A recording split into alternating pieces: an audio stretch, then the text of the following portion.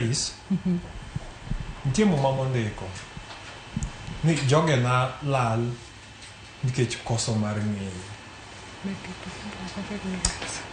And kawinjo kata kang'iyo kaka wetena wuoyo, chunya bedo gi lit.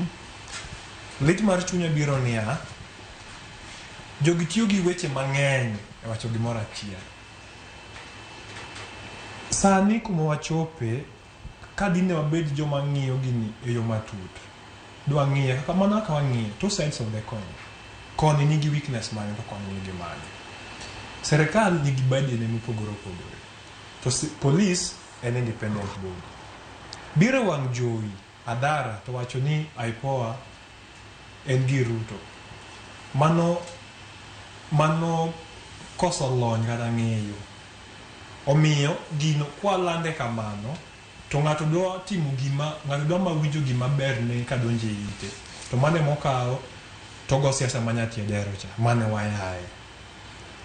Kidhi mbele, jogi tiyo gi gimiluongo ni divide and rule tactic. Jo siasa masani. Ema miyo waparo seche moko ni wan wagore ne haki yawa. Lakini ja siasa neno ni seche ma ji odhi e ndara cha, seche ma ji odhawo cha, to an ang'a chung' tagolo press achiel. Tawacho ni sunona serikali neko. Again fame.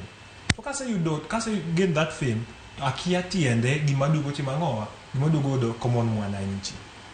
Machielo weche ma. Gima timore mwapod wanuoyo Joyce en ni constitution kata gima tawo chik ma Kenya wach maber ni ndaro yien wan dhi. To dine wawuog ni wadhi e ndara Monday nyaka tich abich. Seche ma ji odhi e ndara odiochieng' achiel Joyce Nairobi kaeti. Ushuru ma serikal wito oromo chulo chieng' jopuonj matara gani e Kenya kae. En pesa mang'eny kabisa. To ko wasiko ni wan kodwa chikore dhao ni kawuono wadhi Tuesday kochako romo wachako wadhi manyiso ni wadhi lokore kama ineno ka wachako ni Sudan ne en piny man ji oherore. To ne gichako mana kama. Ne giweni ka gidhi ne gikawo chike lwetgi to ne gidhi shine. No ging'eyo ni ne giketho ang'owa, ne giketho pinygi. Mana kaka iwacho, gini nitie migawo. Nitie ng'ama wuok dhi e ndara, dieri in gi chunyi idhi ni dhi dhawo mondo at least piny obed makare. Nitie ng'ato mawuok dhi e ng'anyono kendo rano mobedo kae ni nikech ofil ni party ne kata ja siasa ne moro onyise ni timre nade dhiyo idhi gori. Jomoko bende wuok dhi e ndara mana nikech oneno ni koji dhi. Tanyisi Joyce sani kwan gadieri wan rowere wan gadieri kendo wan genowa en ni mondo walok Kenya kae. Gima ber ka sani ng'ani nyisa ni odwa dhi e ndara en niya, adwa dhi e ndara kating'o bana kalone ne rowere ni wuoguru oko ukaw ombulu. Wuoguru oko udhu ndikru. Mondo kochopo 2027 to wan ni gimoro ma kwawacho ni ng'ane mabernwa to waluto ne ombulu to bedo jatelo. To kwa dhi e ndara ni mondo wagol William Ruto. Sae masongo William Ruto boko fuku mobede no. Embo pangore embo ngeni 2027 yiero biro. Tembo gomono mondo chako nuo. To sima udhaw ugoru no eno pangore. Kacho kupoka poko chicha 2027 ochopo. 2027 kochopo jogi poko register. Dala kucho poki sensitize ji mondo inyisige ni awa maparo ni kwa keto ng'ani e telo. Kata telo no dhi kama. To wadhi yudo konyo kako ganda. Joyce adonjo dala ma Homa Bay. Tarik achiel. Kachopo kuma nakwongo chope alor tao. Buok nomaka. Mwacho ni mabe Homa Bay chwacha. Abedo makwongo ang'iyo ago picha. Tachako gi adonjo tawacho ni waridra matin. Seche moko aleko. Adonjo paya. Taneno. Tatwenyo malo. Tang'iyo yore waka. Eno ka lokruok. Ang'iyo abinjora ni yawa.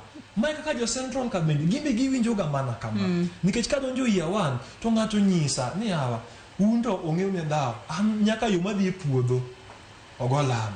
Tawacho ni gini manya bedo ngero.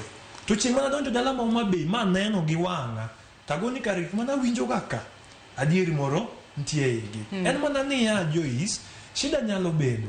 Serikal nyalo bedo gi yom ne.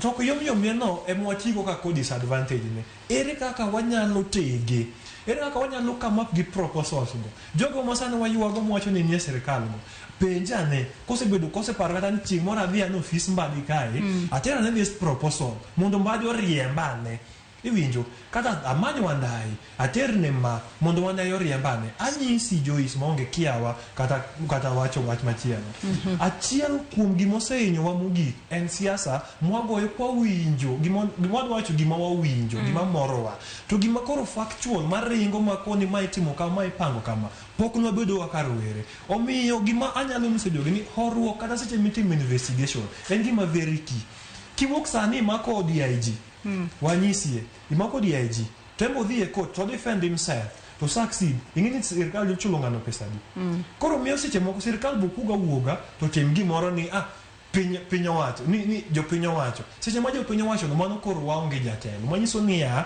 wadhi lokore piny ma ng'ato ka ng'ato nie gi duol seche ma ng'ato nie gi duol no to wadhi ketho gik mang'eny katieko mondo be adir gini kumachielo nowacho wach mar mbui ber mbui osekonyo gik mang'eny mbaka mang'eny dhi e mbui to mana kaka imbe rachi sani kadang adonje e Facebook page mari tayani lit minyalo winjo no solution mibedo go mogik en mana police nidinyiso police ni yaw rara mo to agayani ka mano mbui nigi berne ng'eny ndi oseketo Kenya kumantie sani lakini bende obiro gi disadvantages to disadvantage ni ema wan to kaka kojo Kenya wadwa ni wawir mo mondo nene niya watiyo gi mbui e agitate ber wayuagre ure mbui